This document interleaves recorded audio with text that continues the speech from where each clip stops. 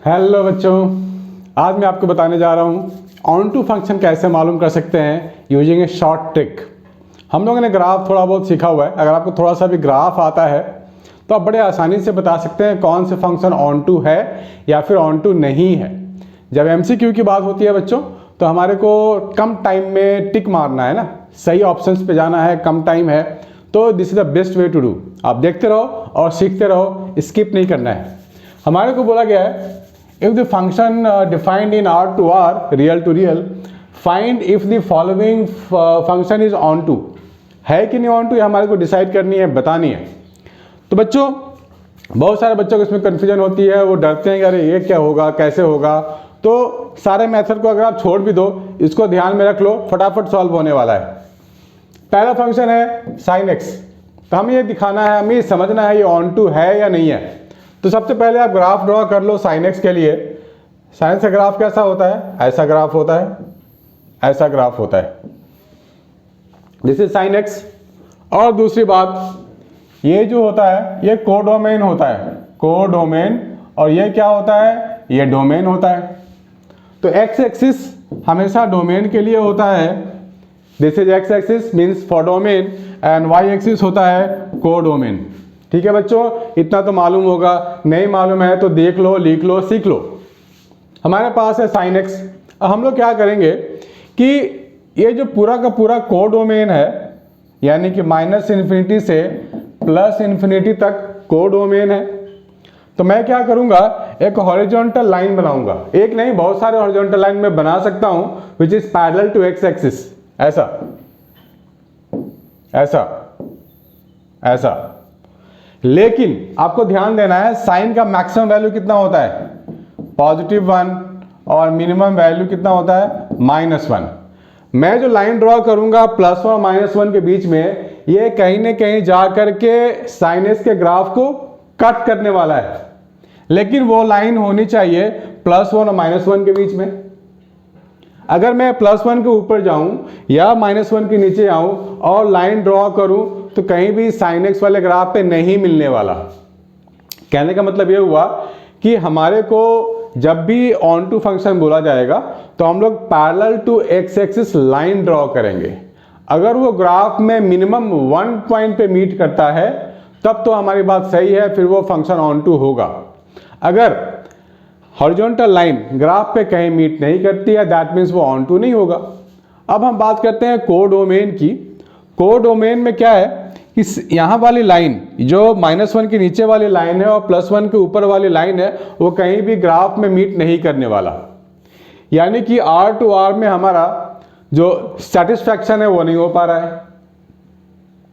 अगर मेरे को बोला जाता, कोडोमेन अगर मेरे को दिया जाता -1 से 1, यानी कि -1 से 1 के बीच में जितनी भी मैं लाइन ड्रॉ करूंगा वो सारा का सारा साइन एक्स से ही पास करेगा, तब हम बोलेंगे कि it is onto in this interval -1 से 1। लेकिन यहां कोडोमेन मेरे पास क्या है? -Minus infinity to +plus infinity. यानी कि -इन्फिनिटी से +इन्फिनिटी के बीच में कुछ लाइन ही है, इतने वाले लाइन ही है जो कट करेंगे, बाकी they are not passing through sine x. That means ये ऑन टू नहीं है। ठीक है बच्चों, तो हम लोग को क्या करना है, बेसिक चीज कि हॉरिजॉन्टल लाइन एक्स एक्सिस के पैरेलल वाली लाइन ड्रॉ करनी है। अगर वो ग्राफ में जाके मीट करता है मिनिमम 1 पॉइंट पे, तब तो ऑन टू होगा, नहीं तो नहीं होगा। ठीक है, तो हमें इस इंटरवल का ध्यान रखना है। अगर R to R इसको डिफाइन करना है, R to R अगर हमारा फंक्शन है, इस पूरे R to R में लाइन कहीं पे भी अगर जाता है और ग्राफ से मीट करता है, फिर तो ऑन टू होगा, नहीं तो नहीं होगा। दूसरा एग्जाम्पल लेते हैं cos x के लिए। cos x ग्राफ में ड्रॉ कर रहा हूं। cos x का जो ग्राफ होगा, let me draw that. cos x का ग्राफ कैसा होता है? ऐसा होता है, दिस वन, ऐसा होता है। दिस इज cos x का ग्राफ। तो cos की जो वैल्यू होती है वो +1 है मैक्सिमम, और मिनिमम है -1। तो इसी लाइन को अगर मैं ड्रॉ करता हूं -1 से +1 के बीच में, तब तो ये मीट करेगा ग्राफ पे 1 पॉइंट और मोर देन 1 पॉइंट। लेकिन अगर मैं -1 से नीचे जाऊं, +1 के ऊपर जाऊं, यानी कि मैं पूरे कोडोमेन की बात करूं जो कि -∞ से +∞ है, तो इस पूरे कोडोमेन में लाइन ड्रॉ करने पे पैरेलल टू एक्स एक्सिस इस ग्राफ पे नहीं मिलने वाला। मतलब अगर मैं -1 के नीचे जाऊं तो ये मीट नहीं कर पा रहा है, जबकि होनी चाहिए ना। कोडोमेन तो हमारा क्या है, पूरा का पूरा -∞ से +∞ है। दैट मीन्स ये भी हमारे पास नहीं है, ऑन टू नहीं है ये। सो बी केयरफुल गाइज, ये ऑन टू नहीं है। मॉड ऑफ एक्स की बात करके देखते हैं। मॉड ऑफ एक्स की बात करें तो देखो ये होगा ऑन टू कि नहीं होगा। मॉड ऑफ एक्स का जो ग्राफ होता है वो ऐसा होता है, जैसे मॉड ऑफ एक्स का ग्राफ ये हमारे पास -∞ टू +∞ है।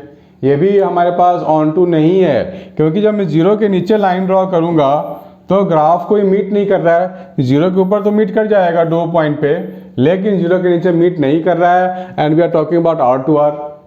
अगर मेरे को बोला जाता this function is defined to R to 0 से ∞, अगर फंक्शन को हम ऐसे डिफाइन करते हैं और तो हमारे को कोडोमेन क्या हो गया, 0 टू ∞ हो गया ना। उस केस में क्या होता है, ये 0 है, ये ∞ है। This is mod of x, y is equal to mod x. तब सारी की सारी लाइन मीट करती है, यहाँ पे मीट करती ना सारी की सारी लाइन। दैट मीन्स जब भी लाइन मीट करेगी तो ऑन टू है। Horizontal line must be passing through और meeting this y is equal to mod of x। ठीक है, so this is the case of onto इस इंटरवल में। लेकिन हमारे को R टू R दिया गया है, तो R टू R में ये नहीं होगा ऑन टू। दूसरी बात है हाफ ऑफ साइन एक्स, एक ही बात है, इसका सिर्फ एम्पलीट्यूड कम हो जाएगा। 1 + x² को मालूम करते हैं क्या होगा।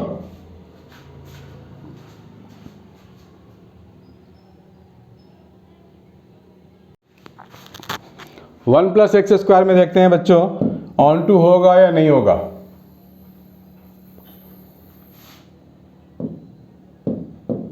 तो हमारे पास है y is equal to 1 + x²।